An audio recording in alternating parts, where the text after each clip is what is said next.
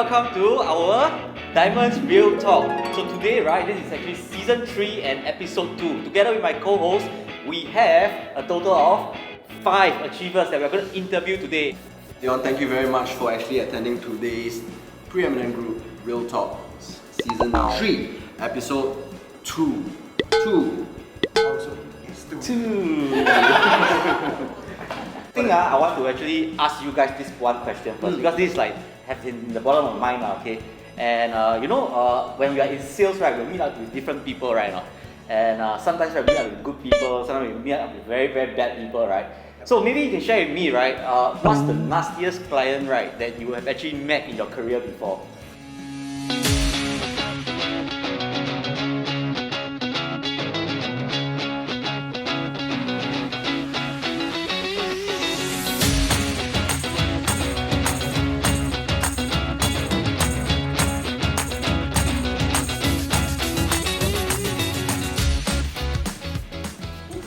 Let's start off with Ladies?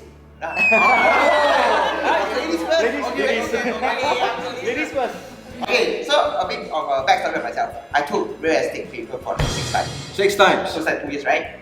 So my first year in this industry, one of my friend recommend this. Recommend his mother to help him sell the house and buy the house also. It's a HDB.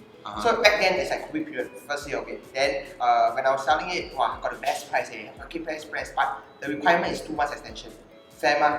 Then I passed the offer to the seller. I say 2 months extension, the highest offer in your area. Then of course the owner happy, accept the offer. Then when we go buy, right? Then when we go buy during COVID period, everyone wants 3 months extension. Correct? I think everyone has to agree with this, right? Okay. So when she go shopping for her house, she says, hey, why I don't have a 3 months extension? Why I only got 2 months? Is it you do something wrongly or what? So she like went MIA me a bit, and like it's my friend mother at that point. I thought like wrongly can okay one can help each other whatsoever lah. I mean I already explained to you why you got 2 months because you really agree with it, the high price ma. Then after doing the endorsement stage, she said she wants to sue me. So in my mind, I just joined this industry after 6 years of exam. Then now you want to sue me? You want to sue me? And this is your first deal? Not my first deal lah, probably my third and fourth deal lah. Okay. Yeah, so I'm very thankful. So the buying part, right, was one of our PG member lah. I think Sean. I think together you don't know who is Sean, right? So Sean helped them. Sean. What's the guy? Indian guy. Sean. Yeah. Oh, okay. So it was very nice, and he was my selling agent for my buying side. So he helped me everything lah. So at the point of time, I was like, wow, why would someone want to sue me when I haven't achieved the highest price and get 2 months extension? Eventually, we get the house. Just that the consequences is that I have to pay for the extra rental lah. But if to solve the problem without being sued, okay, go ahead, right? But to me, it's like a wrong lead mother suing me, knowing that I thought that wrong lead is confirm cause or whatsoever. Once we talk soon lah.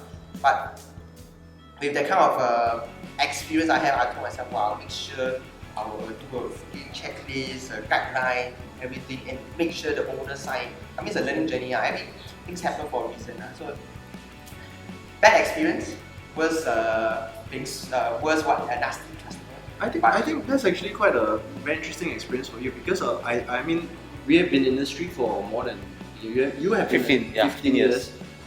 We have heard all sorts of nasty stories. We also heard of stories of realtors in general not having any of these kind of experiences, but I think that from every nasty incident or any experience in real estate can actually teach you a story. Learn a lot of stories. And then I bet you actually walked away with a very steep learning curve. Yeah. What I hear you say is you set up like systems in place, checklists in place. After everything happened, now what's the worst is my friend told me, hey, my mother asked me to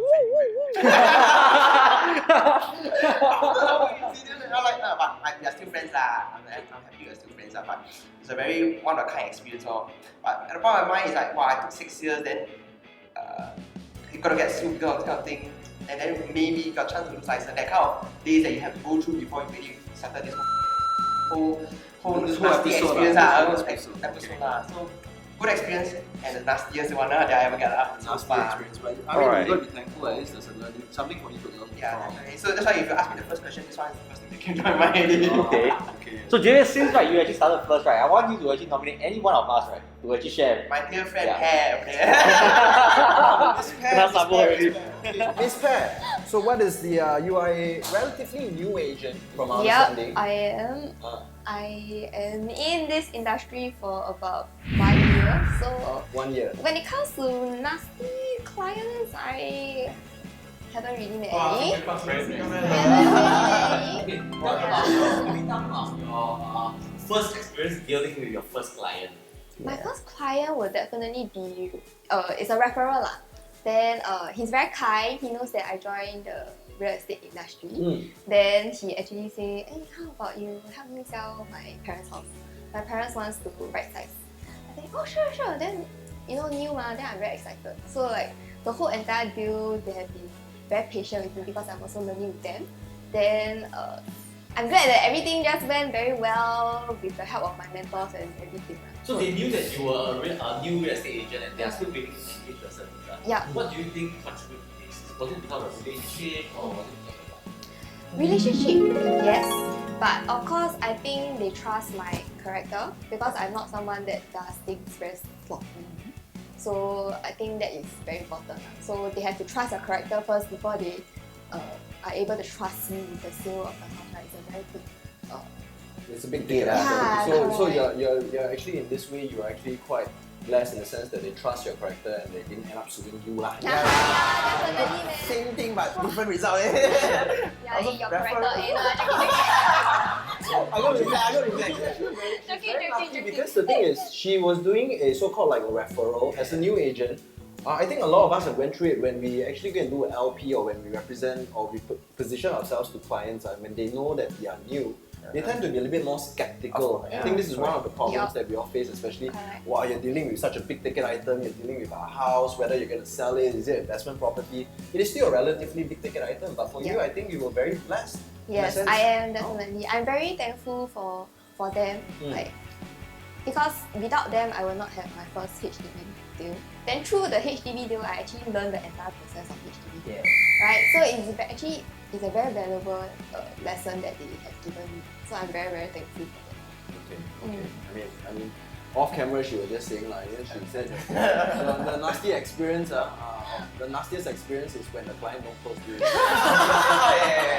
But a lot of, but you see, here's the thing, a lot of our friends, the people that around us, they always think that us realtors have it very easy. But every one of our deals, there's a mountain of failures that we have faced along the way. And I think that social media is the cause of it. Basically, most of the time we just show people our successes, but at the end of the day, we don't really publicize our failures, which is actually part and parcel of being a realtor. But I'm glad that you guys actually walked away. You were blessed. I'm blessed too. You're blessed. The result is different. Just like you had a few more sleepless nights than she did, right? Yes. Different people. Okay. Well, thank you very much for sharing, Miss Pear. Very unique name, Pear. How you got your surname? She was born into a surname. Let me call my father now. Okay, nominate someone. Who would you like to? Maybe him. Maybe what's his name? Hey, I remember. Okay. Hey, hi everyone, I'm Nick. I think I do like hair. I don't really have a very nasty experience because I always think about it. I think a part of it is my fault, so I don't really blame the client for it. But maybe if I can share one, and what thing I got away was a rental case. So I served, this is my friend's parents' house lah. Again, friend's parents. Parents' house. Something positive. Let's cut to the chase first. After that, did your friend tell you, say the mother don't No suing, no nothing. No suing, no nothing. So what happens is that I rent the house for them. Then after that, handover. That means after the tenancy, take back the house. The tenant didn't take care. Okay. Then from my experience is I will inspect the house lah. But I also neglected. I never checked one part of the house or one part of beside the balcony, the glass panel shattered. I didn't see. It's my fault. And I also never checked the gas stove, everything working correctly. But that one so far okay. It's just the aesthetics part. The glass panel was shattered. I didn't see. So when my friends and the family came back to inspect the house, they were shocked honestly because it's vacant already, and then everything they can see is like there, And they asked me like, hey Nick, why you never check on this? So their expectation of a rental agent is very high. Right? The agent must must do everything, and their expectation is this: is that 1 week or 2 weeks before handover, the agent should go down and check, make sure everything is sweet. They don't want to inspect. They just want to see at the end of the day, right, what's the amount that the tenant will pay them. Then they see the amount back their bank account. That's it. They don't even want to do. They just want to be hassle free lah. Hassle free. So for me, I wasn't ready for that. Because to me, I thought like, okay, my duty maybe is up to I source the tenant for you and then inspection. I inspect for you, but you still need to do the inspection. Then we will settle the damages after that. That's my understanding. But then through this deal, then I realized that, oh yeah, maybe I need to up my game and learn this law. But at the end of the day, it's just, they were very disappointed that they want my service is like that. But that's it. So I just up my game after that. Which is one thing that actually so far what we have heard from the three panelists is really what is their takeaway. There's always something for them to learn. Because honestly, I mean, we don't know everything. The two cases over here were about managing expectations, right? Yeah, because of the client's expectations versus ours, reality isn't the same. That's the reason why it caused a misunderstanding. Yeah, so I think one takeaway, right, that I realized, right, was to actually educate and speak to them about what are their expectations versus yours. Like what can you provide until, so that in future you guys will not have this kind of misunderstandings. Yeah. So this is another learning curve for you. But they make one more statement if I can add. Is that after the inspection, I sourced the next tenant for them. Then it was 4K the rental direct. Then she was like, wow, 4K you take everything, a lot of money, huh? I'm like, no leh, I've been there every week to make sure the inspection, the damages, the repair work. Every week I'm there. The MCST even know me already. So I said, no leh, actually 4K is not. So I felt very hurt because I spent so much time and effort right there, and she said that, wow, 4K a lot of money. So that's why to me it was a nasty experience. Yeah. Okay, it was. I don't think it's that nasty like. It's not that just nasty. an unfortunate experience that certain clients have EQ, and maybe sometimes agents ourselves also we are guilty of it. That we get emotionally involved instead of being professional. I mean, there's this fine line what is considered professional and what's considered not professional as well. But it's a good balance. I think it's a good lesson that you guys have. I think they don't value our time as much. They don't value our service as much as we value ourselves. I think that's why. Now still renting the place for them. No. So what happened was that after that, I felt that it was affecting my mental health too much. Okay, quite nasty. No, the best case scenario was that it was a rental renewal. Then I told them that actually I'm quite busy, I do more sales now. So I let another agent to handle because I know next time the inspection will be quite strong. Well, good. Mental health was very important. Yeah. Thank you so much. I think so. It's a mental health thing. Okay, good.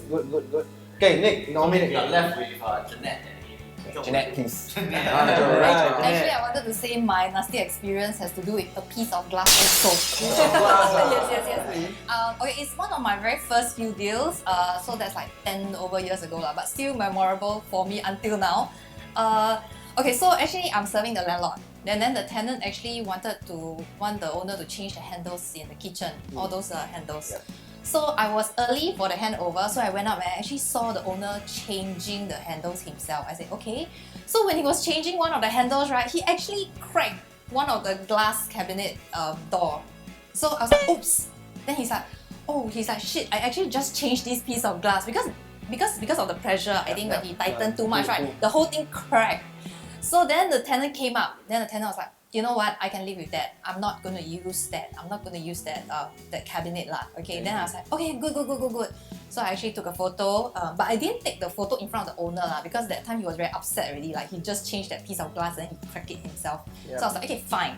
1 year later, when we took over the house, the owner is like, oh, we need to deduct this. They cracked the glass cabinet. I was like, no, you remember when I was here, because it was just me and him, I was like, when I was here, you were changing the handle and you crack it? He's like, no, I changed a new piece, which is correct. You remember he changed the new piece, but he forgot and he cracked that piece.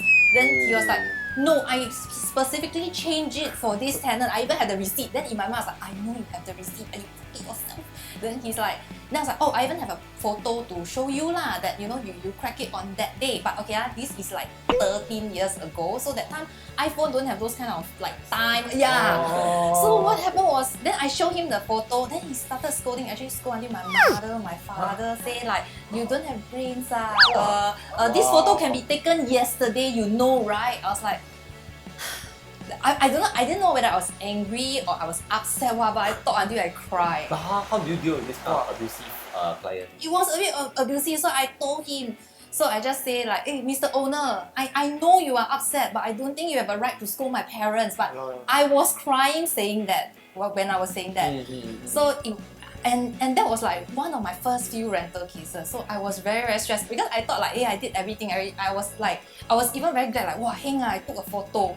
But who knows when I show the photo, he actually scold my parents. Okay, but just to put things into context, Janet, I mean, from the point where they handed over unit to taking back the unit, how many renewals? That was Just 1 year. It was a 1 year lease. Just a 1 year. Yes, that's why I was very surprised that he forgot. No, but he remembered he changed because he remembered that he changed it because it was cracked before. So he changed that piece, but then he went to change the handle himself. He cracked it again. Okay, anyway, that piece is very fragile. Okay, I go to many units that all that piece is always broken because that piece is really very fragile. Some more it's like those hydraulic pumps, so it gets broken easily, honestly. Okay. So yeah, I guess, and then he has many units there. So I guess he probably gets confused. But I mean, overall, he's not a bad landlord per se because he tries to fulfill whatever the tenant wants. But the part about like, you know, scolding my parents and everything, really that was my breaking point. That was my breaking point. Okay. So yeah, that was my. How do you resolve it? How do you resolve? I pay lah. Huh, you pay ah? Yeah. How much? $70+ only. What's the Because rental? What's the rental? the rental was 7,000 plus. Oh, okay lah. Yeah. But it was 1 year lah. Then I yeah. I mean, regardless, 钱能, I mean, Yeah, something it was upsetting. if It was money, really if money can upsetting. solve the matter, but Yeah. more as a principal issue Yeah. here. I didn't even realize I was crying when I put down the phone. I didn't know I was angry or upset or scared. Yeah. Because there's You continue serving him after that. Seriously. So after 1 year, pang gang. No, after 1 year, pang gang. So it's another case of you choke your client. For mental Yes, health. yes. Yeah, because it is really very upsetting. It is very upsetting. But I tell you, life is just very funny on. So I was doing some. So it's like a few years later, I was doing a show flat, and then that time we can queue, and there were like 3 agencies, so I was like 100+ in the queue. But just so happened that it's my queue number. It's him. Oh my god! Hey, you got close or not? Close him or not? It's close for $30 mah. Never. Yeah. Did he remember you? He remember, I think he remembers because I don't know. And this was a few years after that already, Yes, right? about 3 or 4 years later. I tell you, most probably was the case. She saw you from far already. He- Then he wait. You go first. I want this one. You go first. Yeah, sure. And this glass panel more solid. I think it won't break. So actually from the glass door already, like I was counting like, wow, don't tell me it's him. Oh, you spotted him I also. spotted him first because we always have to wait for the client to walk through that door first. So actually when he was outside, I was counting like, shit, uncle, can you walk faster so I can serve you? But then he walked faster because there were 2 groups coming. I was like, wow, which one? But was it awkward or not when you saw him like? No, I tell myself I have to maintain, I have to be professional. So I treat like this thing never happened and I address him the moment he stepped in. So and you remember, you showed him that you Yes, remember him. yeah. I didn't want to hide. Yeah, I didn't want to hide. So, but I didn't say anything lah. I was just like, oh, how are you? It's been a while. Oh, yeah, welcome. Good. Very good. Very good. Oh, thank you. Janet, you've been in the industry for about, you were telling us you were in the industry 13 years. Yes. You're studying. Okay. I'm just curious. Okay. So the last one, our 大姐大. Actually, I'm quite lucky person, so almost no nice client. Actually, only one of my client actually is my friend. So I saw her bungalow house. So commission is about 100 over K. So actually, I only got about 50% of it. So she hasn't paid full until now. Actually, already case closed already about 1 year already. What was the cause of that? How come? Actually, she got financial difficulties. Yes, correct. That's why. Okay. Yeah. That was a genuine case of them. I mean, she has intention to pay. Correct. She has intention to pay, so that's why I say actually I own account her actually is not client now, because she still say she will pay like schedule like In installments not really like. She's also quite blessed, #blessed like has. I mean, it's not a case of nasty clients, but just a victim of situation. Yes, I actually fully understand because when she saw her the bungalow house, she actually asked me to actually invest her house as well, And actually, I offered her unit. Actually, bungalow house actually this 1 year ago, 1 year plus ago. And the time because of COVID quite seriously, it's not like last year, right? So actually, I tried to make offer is 5 million. Then of course, I know the property actually can worth higher than that. And I know her actually has financial difficulties.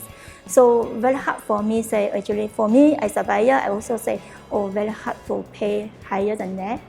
Then I think can sell much higher also. So you decided to help her to sell higher. Sell higher and rather than I just go over.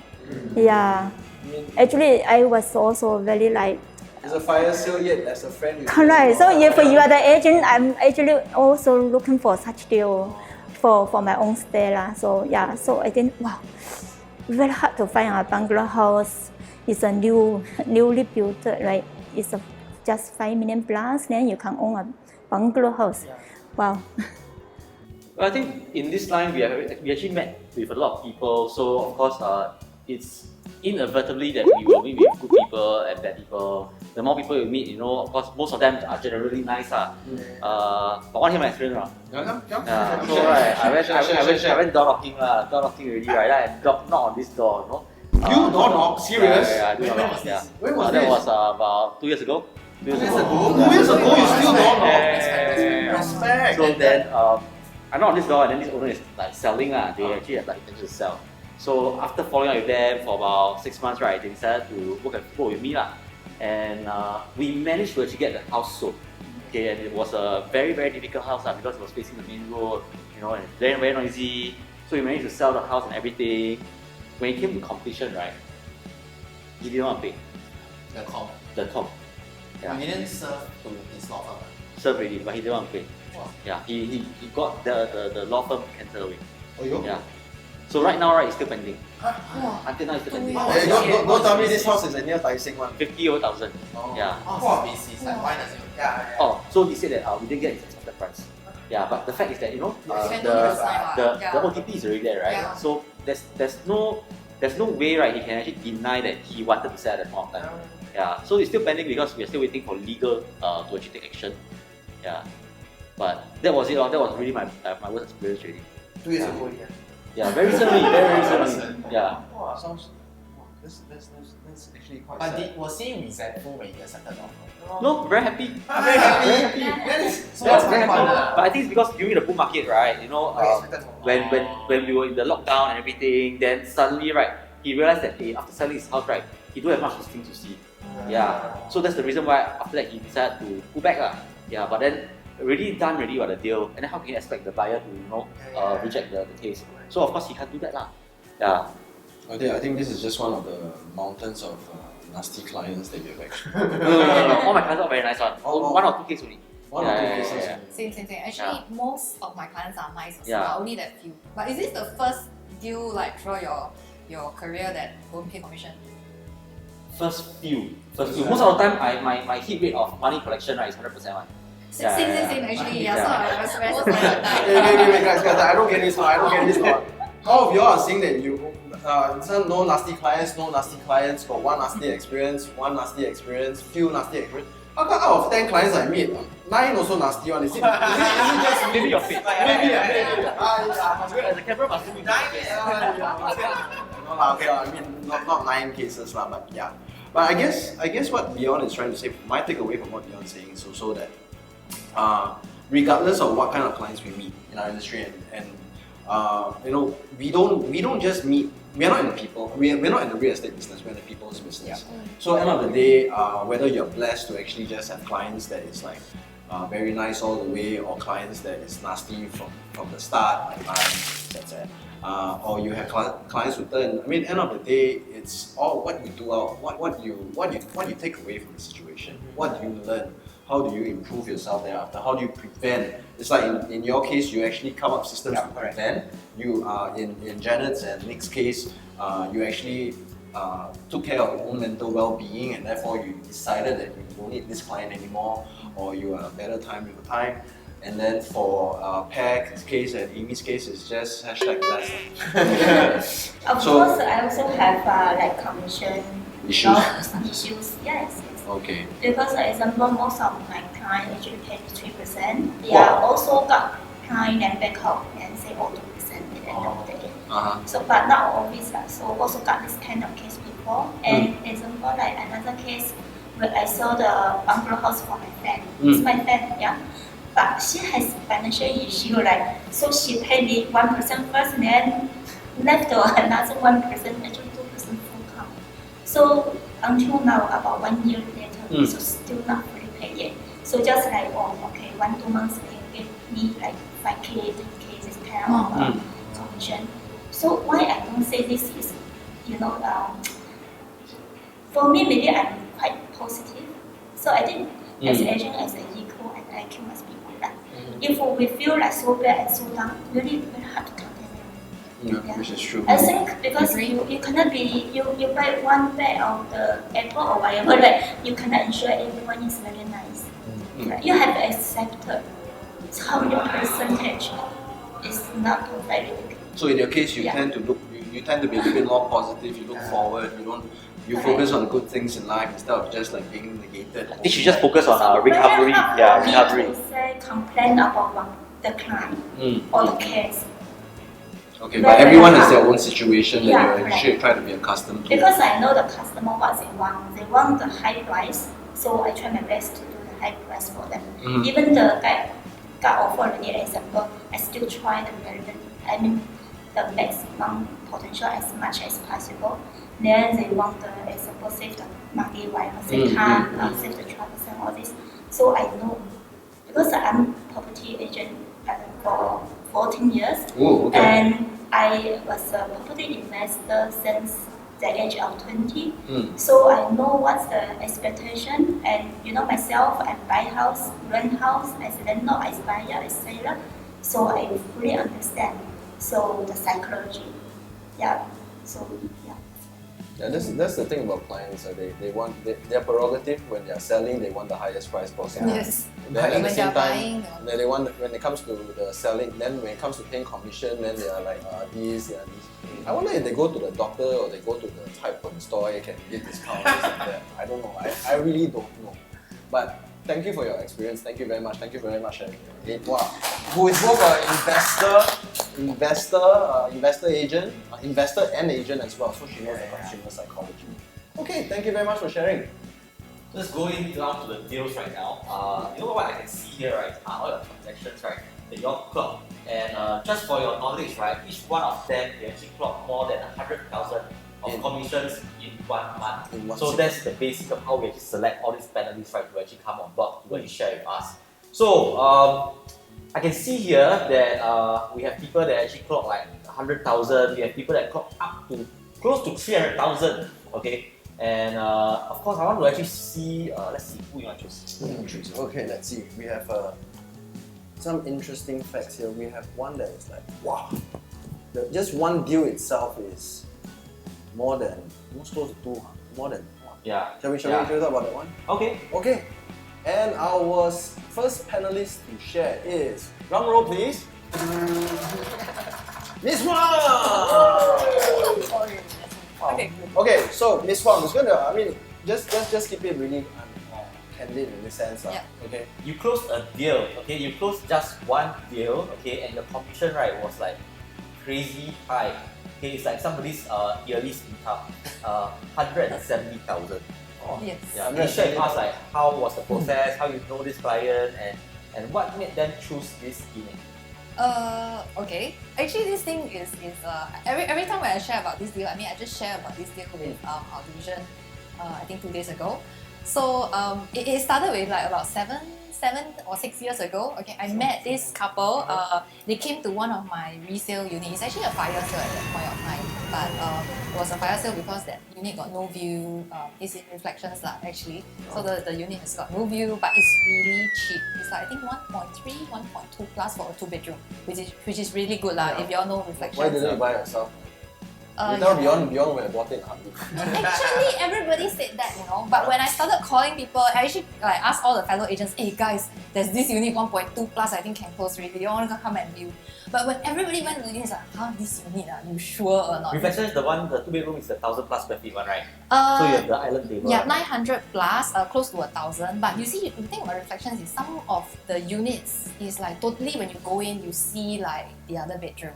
The unfortunate part, okay. or otherwise you'll be seeing the golf course, which is now an issue for some of the owners. Yes, some of them have a pillar in the middle of their room. Yes. So actually, a lot of people when they went in, they said, "Oh, now I know why this unit is 1.2." I said, "But trust me, if you believe in this property, because if you're just going for rental, you're not going to lose money on it. If you are like long term, like cannot short term, like 3 years, 4 years, you won't make money lah." So anyway, I mean, this is just a backstory. I got to know this couple from this unit. They came and then they came down and then they said, "Wow, this unit, no lah, 1.2 can close. Maybe I also don't want."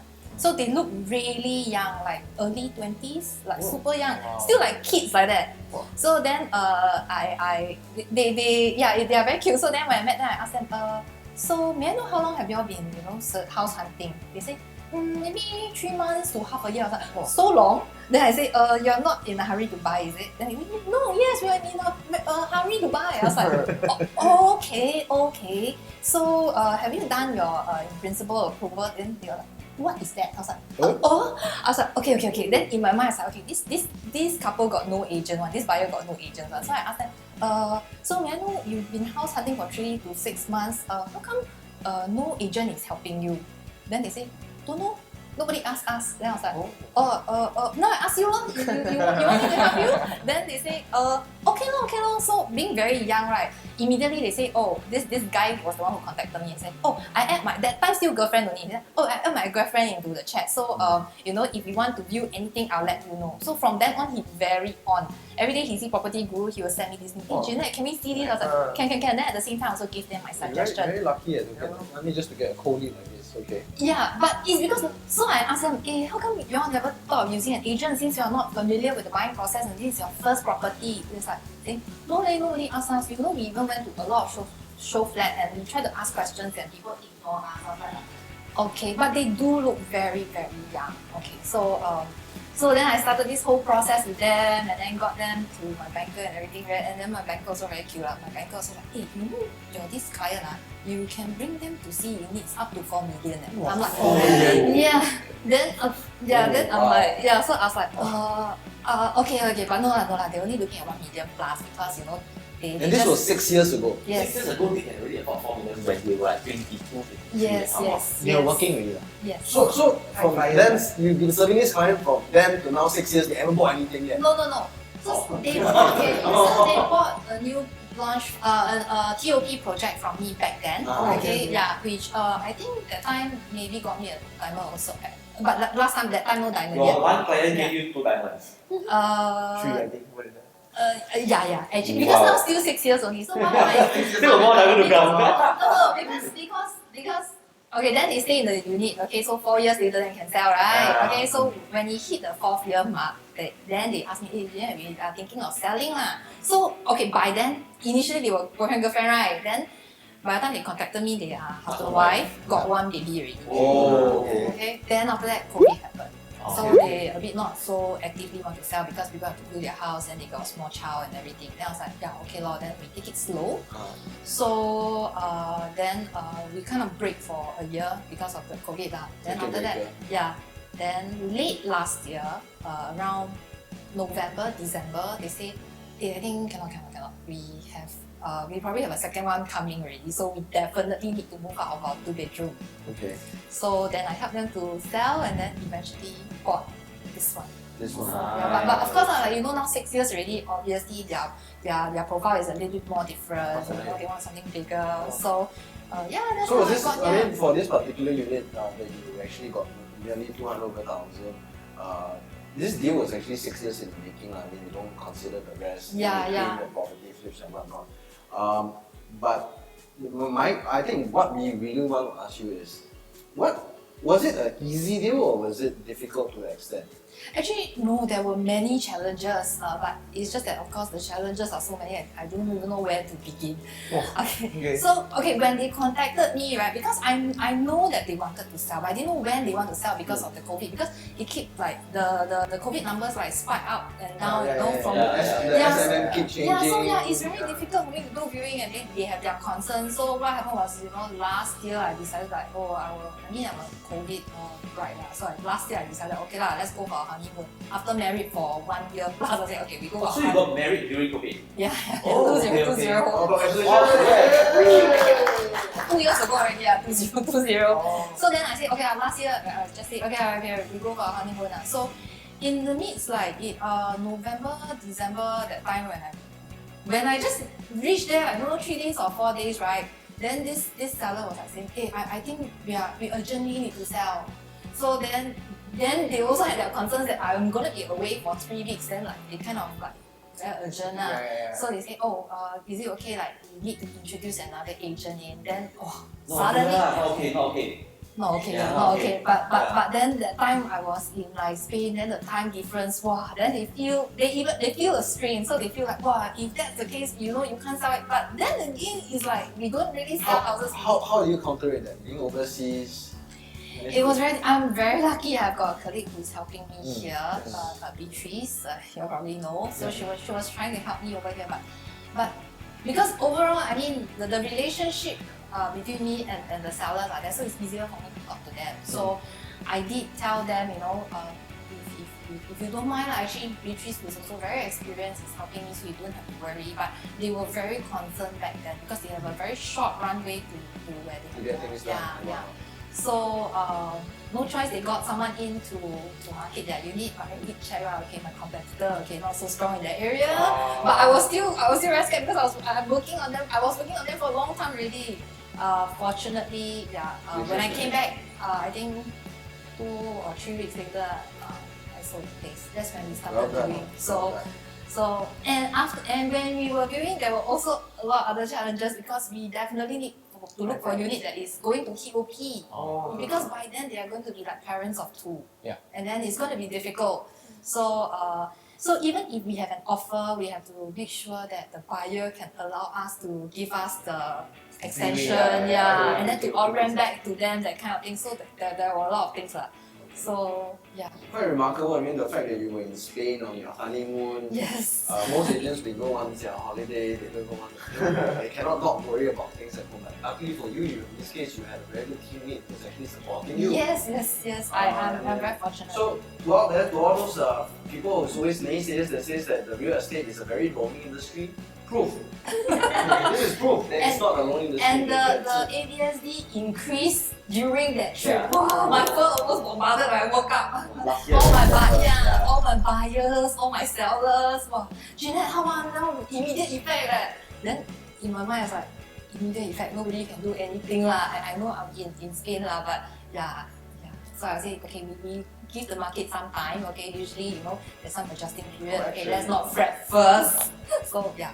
So it's not a smooth deal in that essence, but at least the takeaway in this case is that at least you persevered. This deal is not an overnight deal. It was 6 years in the making, and then in the end, you chose this project. This project actually very near my project. I'm just thinking why you like. But let's not go there. Must have chosen it for a reason, and I think it was a good paying commission. Do you mind if you actually let the viewers out there know which project this was? Sure. This project is actually the Hyde at Balmoral. Yes, it's a great project. Actually, my buyers loved it when they saw it 1 year plus back. Because remember I say like during the COVID they actually thought about selling, so we actually started doing, and they already know about this project. So they actually wanted this. It was on their mind all the time. Okay. It was on their mind. So it's really very beautiful that you are able to actually grow together with this client. Yes. See them being single, being married, having kids, and then going to the next house. Not many of us actually have this kind of opportunity to grow together with clients. Yeah, so it's really a very beautiful thing to do. I think this is one of the things, other than commission, I think this is one of the things that we really look forward to in our industry. Alright, thank you, Jeanette. So the next one is what you try to choose. Which one? Let's go from one J to another J. J to the J. You have 3 J's and there you go. A lot of J, like J to the J to the J. The one that kinda was nearly sued that one. Nearly sued one. Nearly sued one lah. Okay, so Jadius, for this month, right, you actually clocked close to more than $100,000, $107,000. Yes, right. Okay, was it difficult? Super difficult. So for my case, quite unique. Same challenges like Janet, right? Janet. So for myself, this deal I got it from a co-protecting like a flyers. So when I got it, they told me one buy landed. Wow, so happy that I landed. Like my first ever deal that I'm gonna swing fire from selling to buy landed one. So when I was doing this, I'm thankful that our system here allowed us to learn about how to decouple everything. So all this knowledge I learned, right? I applied it to them. Then they were impressed. Said, wow, JFS, what is this? Why you got decouple all this one? I was shocked. They own two property, one HDB and one condo by themselves. Right? So I thought this kind of thing is like you should know already, you're like property investor like that. So when they told me that they don't know about this, they don't know about this decouple thing, so I explained the whole process. So you start with HDB first, which is the one at 303 Canberra. Then after that, you decouple first lah. But then again, they think decouple good or should I sell also? Then let the selling come to the place also. Then they bought another for price. At first was Northern Park, Strata, and then I thought, okay, enjoy and then they want a unique number 3 ma. Then the market or the land supply is so low back then. Then when we want to go for the third viewing already, so Someone took it. then I thought like no more already, no chance already. It's like last year September, then no chance already. Then I thought like I just work on it lah. So they sent me a listing, they sent me this FIS project. So like, what's this? I go search. I talked to one of the FIS colleagues. Then from there we discussed and then we bought them with green. They like because the budget, everything just makes sense for them, and the location also makes sense for them. So before all this happened, right, they actually want to get another agent coming also. You see, Julia is a new quite young, can handle a lot. You can sell my property at the right price that I want. I want 700K for my HDB. So at point of time like, can why not? Because the property market is hot, ma. But can we bring in one more agent so that we have a competition, so that we can see which one is better choice. Yeah, in my mind, I tell her the reason why I open listing and exclusive is very important. I say, being in the exclusive listing, I can manage your price and you can get the highest price. If it's open listing, you're gonna be like, have a lot of, and to be honest, right, when you have open listing, is whoever got the offer, I want to close you already, ma. Yeah, I can move to the next step, ma. If not, why would I want to have Due open listing? diligence is actually lesser in respect lah. When it comes to open Sounds like you attended, what's that? Sniper. Did you attend Sniper? No, I heard the candy one. I think maybe we summarize it. So thankfully, before we sell the house, we have a short period of like 1 whole year, so 6 months like that to rent out the HDB first. So must give and take lah. Cannot be always taken from the client lah. So what I told them is that, I can do better than the agent. I don't charge you any rental, and I do sweet for you. So you actually gave solutions. I gave them solutions. I told them that the rental market, because they're renting out their PA for 2K. That's it. Yeah, I cannot be because they've been having no agent to do all this kind of renting job lah. So I told them, I do for you for free, and then I'll make sure all the handover, property, I do everything. You don't need to come, just sign the deed. Say sure or not? Say yeah, sure. I say okay. But in exchange for that, you will get that. Because I know because I know I can get all this but the Chinese saying 放长线钓大鱼嘛. So I do this. For all non-Chinese viewers out there, literal translation. Put long string. Catch the big fish. Catch the big fish. Subtitles. Yeah. So to me is I just tell myself that I'm gonna you just service and personal, and I tell that I'm different. I'm a different agent from what you see in the market. And then all I can do for you is that I can definitely get the highest price for you. And because FI's got this very interesting concept, they have this stay and pay. Stay first, pay later. They wanted to put the stay and pay. I said, yeah, okay, additional 3% more of your purchase price. I said, if I were you, I want to do that. I tell them like an opposite point of view. So when they hear this, they're like, okay, so what's your recommendation? I said, I will help you sell your HDB at the fastest price and your condo at the fastest price first. Then from there, I tell them, 随缘. I let the fate decide whether we can get or not. You trust me, I say. So within that, February month, Ministry texting me, how bro, help. Because I already closed the Alana. Yeah, because by the time, I think, most agents, if by mid-month you hit about 50, you really got superstar already. Yeah. Superstar already. So thankfully, FAR is quite flexible. Stay in P definitely can track the completion. And plus another is really TOP. Yeah, TOP, right? Right? Yeah, so I told them I want my completion, my exercise thing to be even further because I know roughly the timeline for this exercise date for the condo and the HDB. So when we do that, at the point of time, the owner like trust me once the HDB go already, they know that okay lah, it's really 50 lah, can trust already lah, can do one lah, 50% there already. Then after that, the condo just nice, I told them, last day of the February, I said, I heard this offer lah. I will recommend that, I will take this offer and then we can move to your next dream house. I said, to you, home might not be like a how do I put it?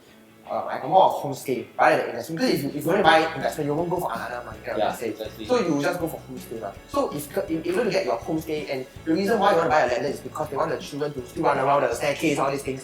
So you only can do that probably next 10 years only. After that, the children will BTO, buy a condo whatsoever lah. Then this dream that you have a very short time frame. So all you need to do is to move on to the next step. And take action. Yeah, take action. Yeah.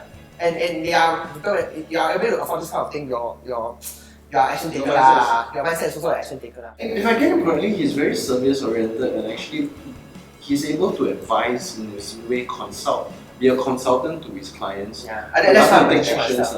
Yeah. Okay, that's actually a very it's a very good move lah. Yeah. That sense. Thankfully, then after that. The fact that you were sued in the very early stages of your career. Because he was sued. That's the reason why. He don't want to be sued. That's why he cannot be sued anymore. So I make sure that everything I do, I really put in systems, like how I do the math, everything. Even I do the calculation. Usually it's lawyer do the whole calculation, right? I did before the lawyer calculation, then calculate, I have to meet them, have a dinner, then talk about it again. Then from there, I hope that I can like her, I can have a grow process with them also lah.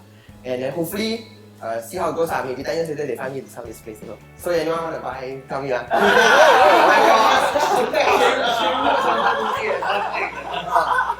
Then I really want to come to our next panelist and get her to share. Because her Centurion, she was like 90% there already. One deal. In the beginning of the month, she hit 90,000. Most agents we know or pang kang liao. 90,000 for the month pang kang already. Not bad. So tell us, share with us, Ms. Pat, in your case. Actually, this deal I've been working on them since the start of the year. So it's about 1 month.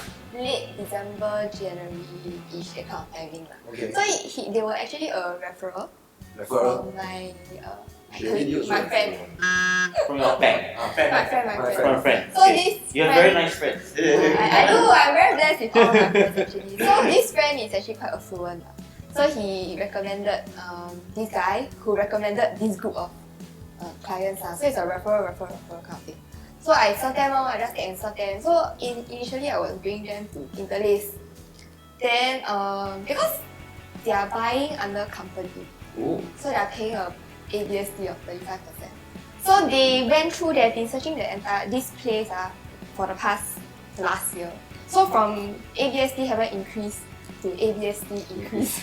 They feel the pain already, So they want to just action taker lah. They just want to do it already. So okay lah, I know they are serious already. So I bring them. So for company stay means they tell me, my company lease ends in May. I need to move to May. So in the back of my mind, they confirm have to find TOP projects for resale already. So I brought them to those TOP projects that is within their budget, but they don't like The layout and everything. Yeah, correct. So I brought them to Interlace. It's really on the verge of closing already. Damn close already. We were negotiating. They sent me one listing. How is this project? And I say, this project is very good lah. No, really, I mean When you say very good, it's because of what? The com very good. Genuinely, I feel that it's a better buy as compared to Definitely, Interlace. yeah, definitely. Because Interlace is asking very high TSF as compared to, as in, you top up a bit more, you can buy a Momentum Park. And it's new ma. So the project we're talking about in this instance, in case you want to know, Interlace versus Momentum Park. Yeah. The location quite close. Very close, it's all on the quite same stretch. But just the layout is very different and the facilities. Yeah, correct. Yeah, But so the one in the com is this amount, the other one. no lah, I cannot say that lah because I wasn't looking into the cost at that point of time. Because It's more about creating the value and servicing a client, right? Correct. Yeah. Because at that point of time, I know that both sides either way were close with me. Okay. It's just that Momentum Park got a very huge problem because they only TOP next year. Next year. So that was my number one concern because they need the house in May. Then after that, I got explained to them. I told them the entire story. I say if you do this right, you will need to rent and everything. Then they very on They say, okay, at most I continue renting lor. Then I say, okay, then it's not a problem really. Then we go down to Denton. So like I remember it was Chinese New Year. Oh. Yeah. So they gave me a call. Oh, this one. Oh yeah, the 9th day, 初九. Correct. So they told me, oh, can we view this tomorrow? Then I first call my tiger like bring them down. Then we went down. Then we bring through the entire show flat. Then they don't seem very interested, like throughout the show flat. But when we sit down, then we talk to them further. Then select the unit and everything. Tell them what is the view. They got very excited. So they call the club, their company club. Can you bring the company checkbook down? Oh, so immediately. How did you feel at that point? How did you feel at that point? I was like,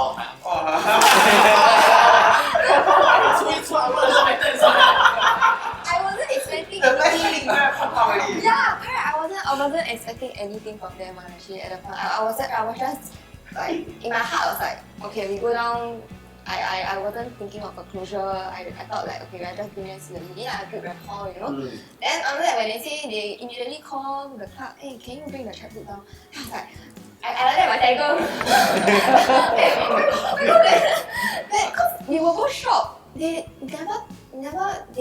price wasn't their concern because it's company money.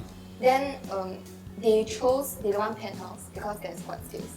So they chose the next highest one. So I never even checked how much the cons it was. Yeah.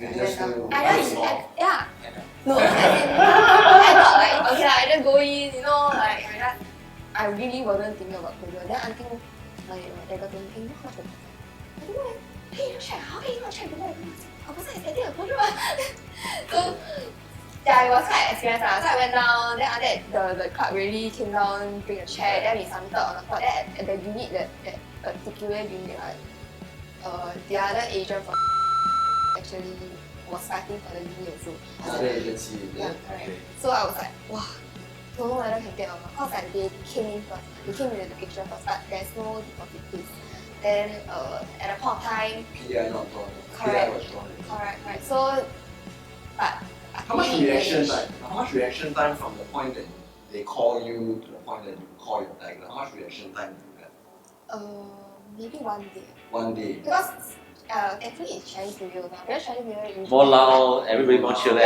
Yeah, correct. It's like okay, your tagger. I think this is one thing that we have to give credit to. Is also especially when you close projects, is your tagger. Yes. So when you call your tagger, was it your first choice or was it a case of this tagger you call she wants or he or she wants you straight away?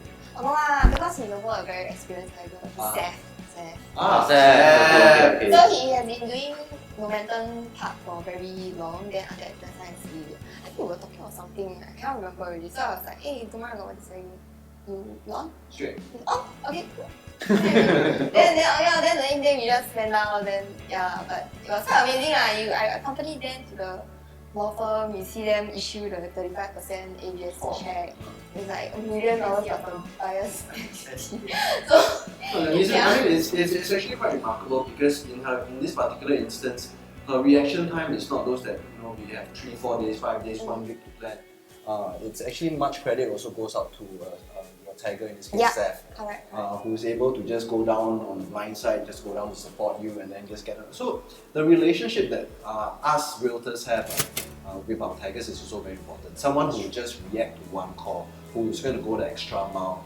So really, Seth, if you're again watching this, good job. To all our tigers out there also, good job. Thanks for supporting us.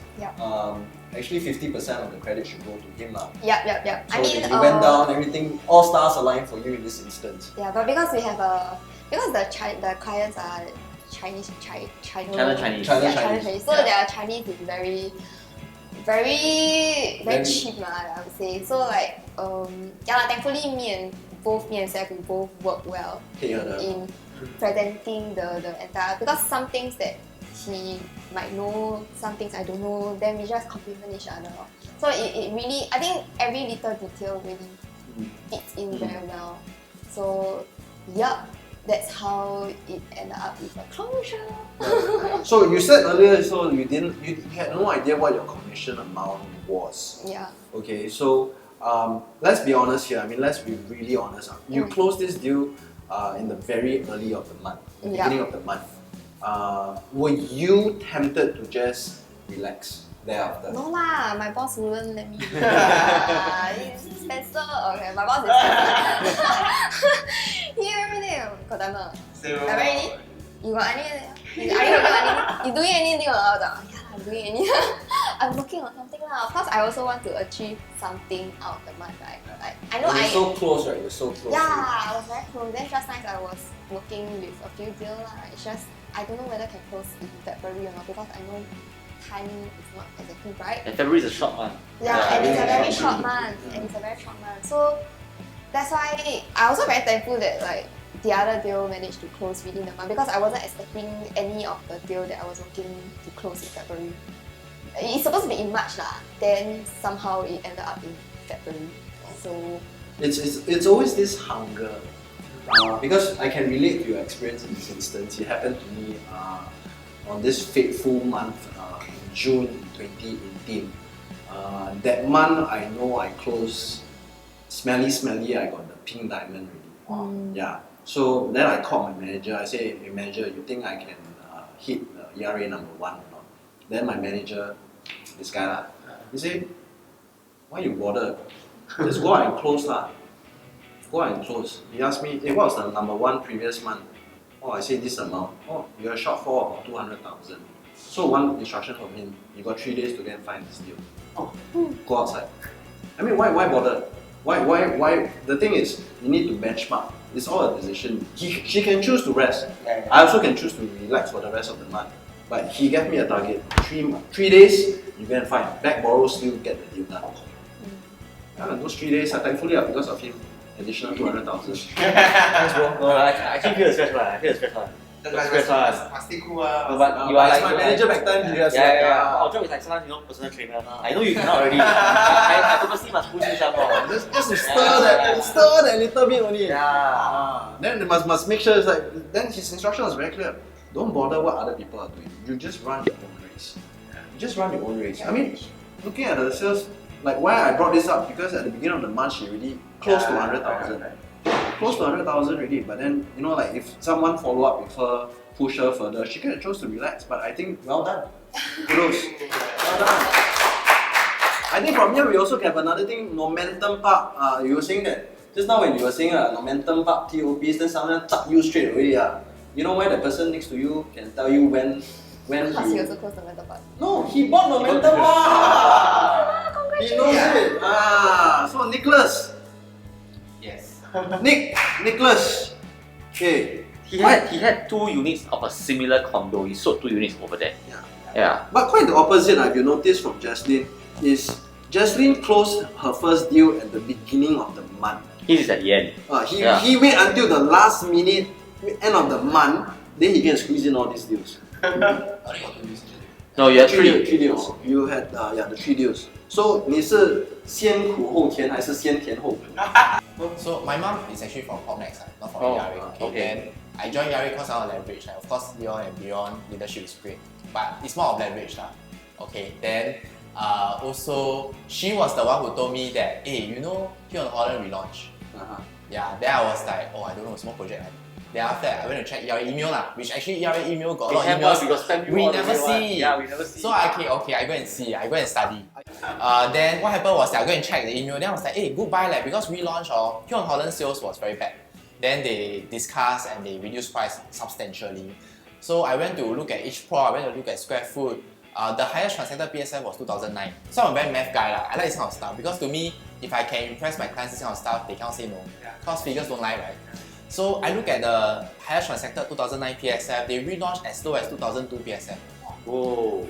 2-bedroom Holland freehold 1.3 plus can buy. Yeah. So my hook was that I bought Momentum 1.32, 99 years, it's Momentum Park . So I was the first buyer even before public sale. So I told them if I got money I'll buy. I actually regret. So I told them that. Then very first time in my career I called every of my clients. You know how sometimes like leaders, like achievers say like, oh, you call your client. Yeah, just call. I never do Yeah. like, I still got a lot of fear lah. But this project, right, I was so convinced, right, I feel that my client really lose out if they don't buy. So any client, as long as I think I can squeeze a bit out of them, right, I call. And then I posted on IG story about this deal. It's just like one picture and then why is it so valuable. And I went to look at the people who view my story and those people whom I think can buy one or actually looking in the market 50-50, I re-DM them. I said, hey, you saw my story, right? You know, actually it's a very good deal. This guy very consistent. Because sometimes you see IG story 2 seconds, you next. Yeah. So I'm like, no, I'm like, hey, look at me, look at me. So I re-DM them lah. Then after that, there's one, so one of the 2 deals was that this guy I've been working, he's a referral. His friend bought meatwood from me. Then he thought my service was good, he referred him. So I actually served him, he wanted to buy Avenue South. Then he's actually looking at 1 bedroom at Avenue South, but by then Avenue South already quite high unit lah. Then he's buying for investment, pure investment. So he believes in Greater Southern Waterfront. But I told him, honestly, if I were you, I may not buy Avenue South cause already left high unit. So I think the potential not really there. So I was really a friend, really a consultant. Paging Daniel Wu. I'm sorry, but I feel that because at the end of the day, I want to sell his house. And if he doesn't make money, then my value is not there. So I don't want to lose that relationship. But do you realize that the moment you actually bought your own house, right, to stay, right, there is a lot of conflict. You feel very conflicted to actually sell property. I feel so. Right? Yeah, You see differently. Yeah. You see differently. Share with us, as like what Amy mentioned earlier of being an investor agent, how did you end up buying Momentum Park? How I end up? So it's my manager. My manager told me she wanted to buy. Then she told me about Momentum Park. Then I couldn't sleep. So the next day I went down to see. Then I'm like convinced that actually possible, I can also buy. Because last time agent mentality is like, oh, how to sell. Then I never stepped into the show flat before. Until like I went down, then I do the finances. Actually possible.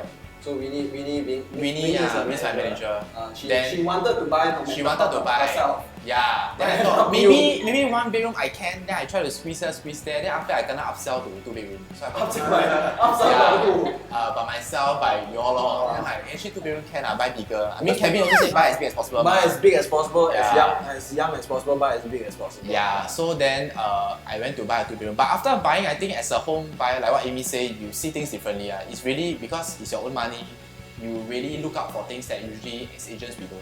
So then I will share my experience, like what are things I look out for, and then I'll share with them. Then suddenly, because you put your money where it's at, then they trust you. Wow, if for us, this is a classic case of he believes in the product so much. Own self, close own self. Own self, close own self. Yeah. But Momentum, you also got close. Yeah, close to my uni friend bought the same stack but lower floor, cause left lower floors. Then I closed my camp tuition teacher also. Oh, okay. Yeah. So back to the Hill on Holland case.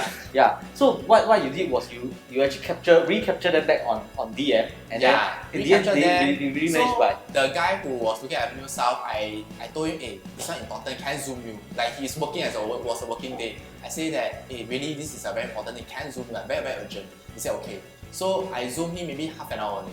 Then okay, the important thing is this is that the relaunch was going to happen the next day, I think. That means the show flat open next day.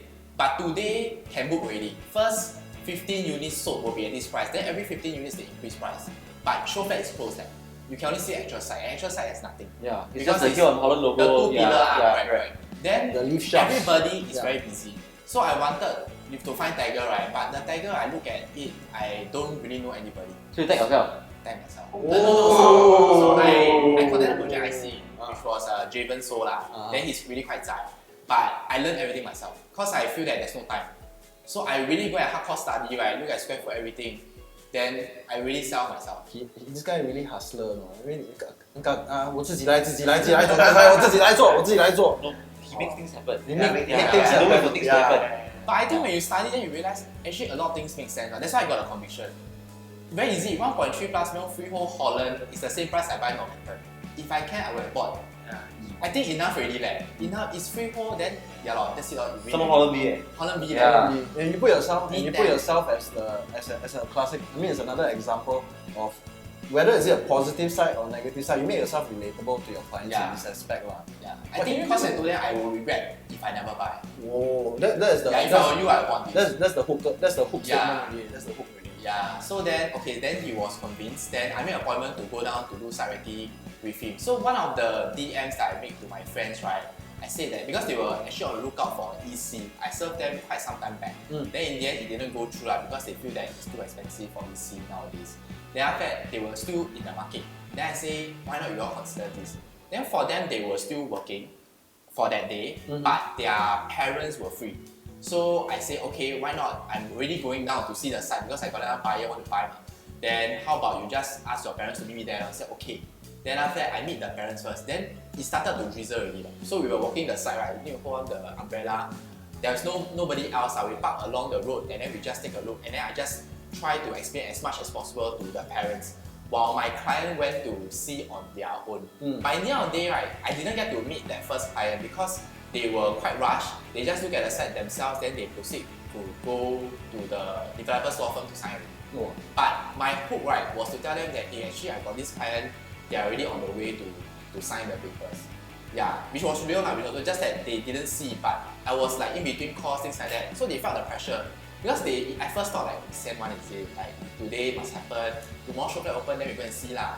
But I say if tomorrow show flat open, number one, the choice unit is not there, price increase. Why you want to do that to yourself? He created the sense I of created the urgency. hype. Yeah, but it was true. Yeah. It was true. Because very hard for me, honestly, I think very hard for me to tell white lies also. So I really try honest one.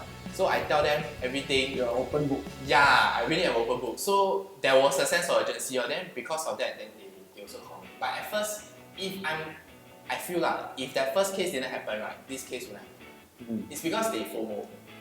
That's why they like. I think. Which is actually, I mean, if you look at our realtors handbook, right, that's the main thing about selling in show flats also, because that's when everybody, I mean, pre-COVID, when you see everybody buying together, it's a herd mentality, and then the fear of missing out.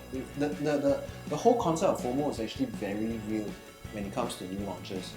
And in this instance, you see, you have very strong linkages back to your managers, and I think credit, other going to the taggers and yourself, I think credit should also go to your respective managers for constantly pushing you, which re-emphasizes to the point to the viewers out there that real estate, really it's a teamwork, accountability to yourself, and also having the right platform to grow. Alright, so next up, right, we actually have a really experienced investor and realtor who has like 14 years of experience.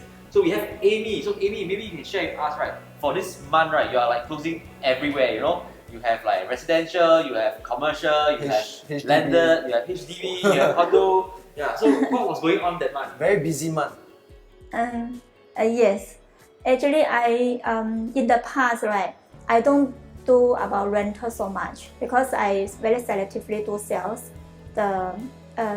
Basically because the sales commission is higher, right? Because we are doing the property business, so we calculate the ROI. However, right now, because we see the property market, the rental market is, booming. Then is shortage of the houses. Yes, so I want to help the landlord and the tenant. So I also jump into the property, the rental market. So yeah, it's really like so good. Then we put out one advertisement for rental.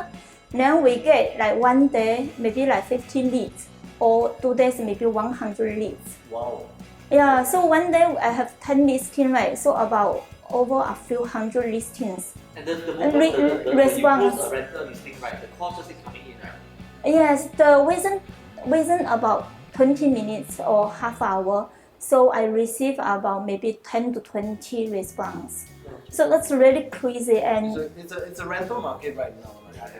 yes, right. It's a in this instance, for this particular month, for the month of that you hit your Centurion, I mean the biggest ticket item you have here is actually a resale unit. It's not a new launch, it's a resale unit. And the number actually very nice, Kevin's number 2202.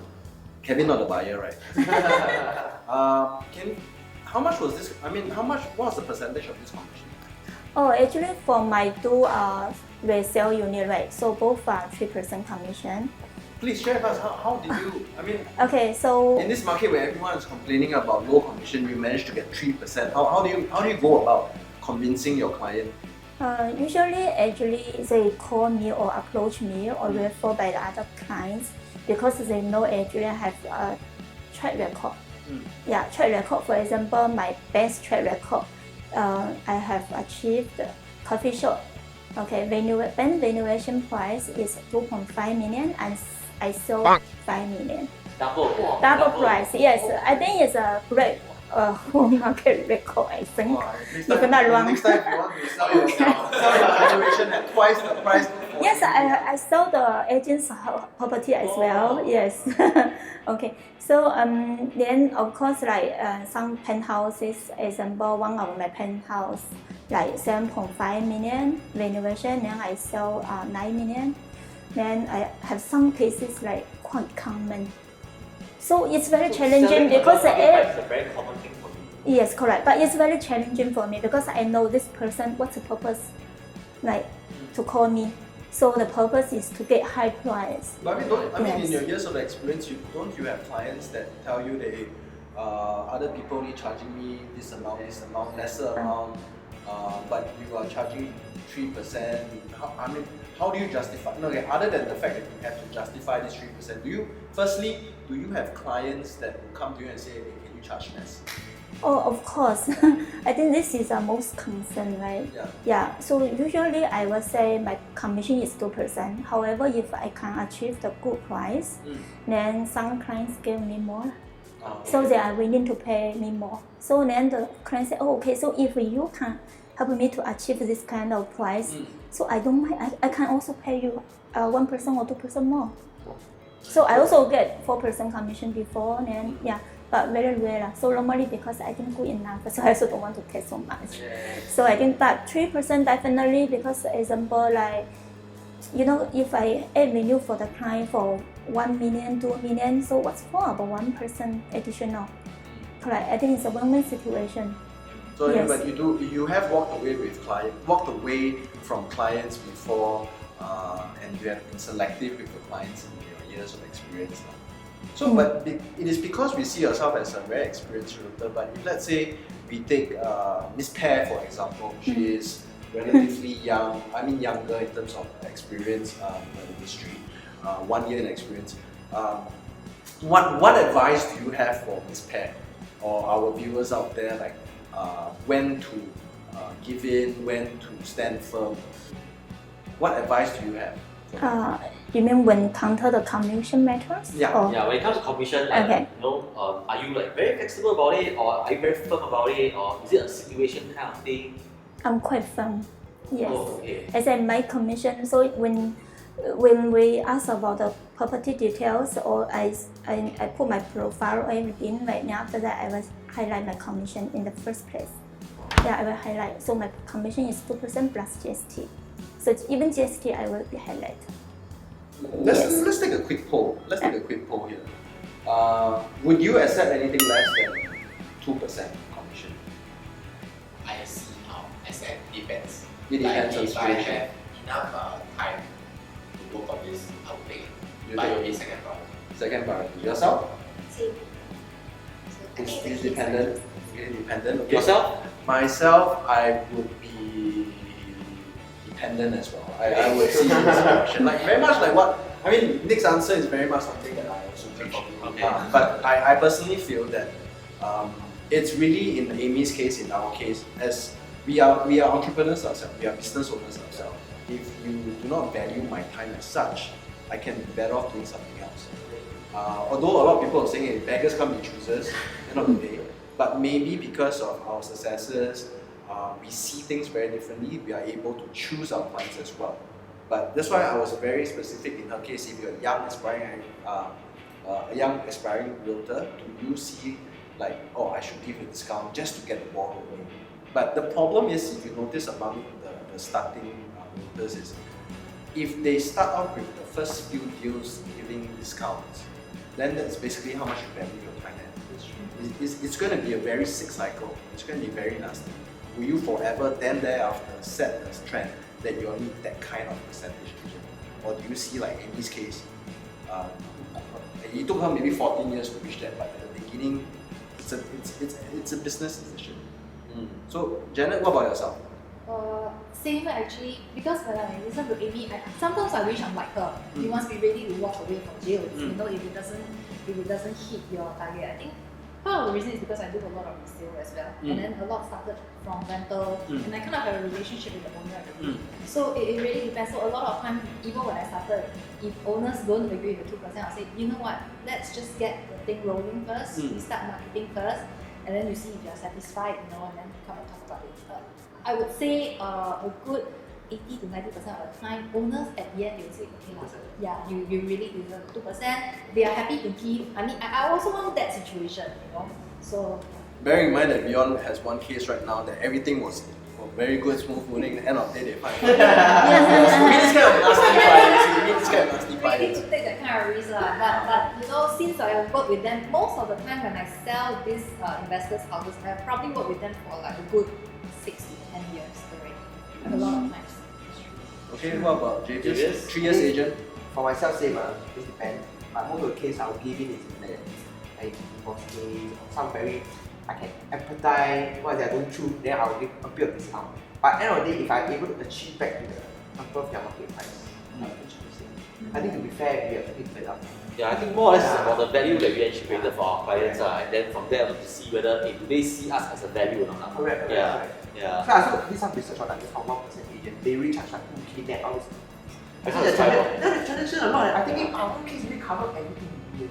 But you run a lot of places, then you make yourself so busy, then you won't have the time with your family, your friends. Then what for? I think each is own. It's a business decision. It's what you value, like what Beyonce said. It's how much you value your time and what's the perceived value that you actually go across. 3% is not. I mean, it's not a norm. We also have heard of cases where we have 4% agent, 5% agent. What's the maximum commission you have? 7%.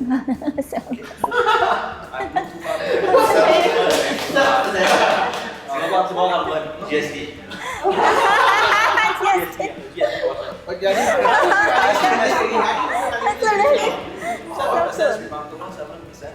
What's the highest you ever gotten?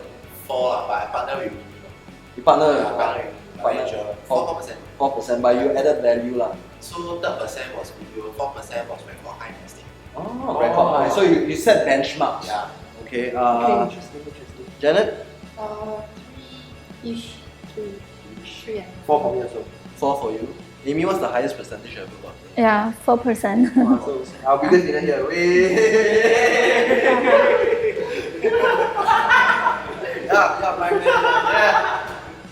Alright, so moving on forward, right? If there's anything right that you want to actually inspire our viewers, okay, be it a phrase or anything, okay, maybe it's time for us right to actually just go down the line right, to see like what you want to share with them. Youngest. The most #blessed. #blessed. Come. A phrase? Is it a phrase? Yeah, it is. Okay. So much conviction. Ready and action. A negative thought will not bring you a positive life.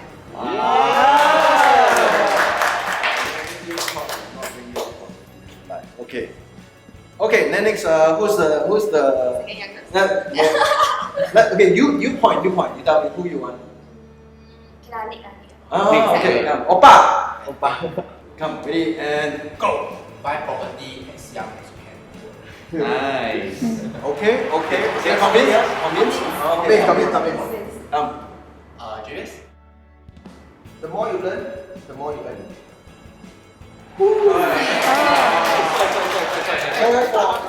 Only you Two is only. You choose left or right. Amy 现在 Okay. OK Action. OK，你的心在哪里，你的结果就在哪里。 Where your 可以 heart 还 is, 是不可以 is 啊？ your treasure. Okay.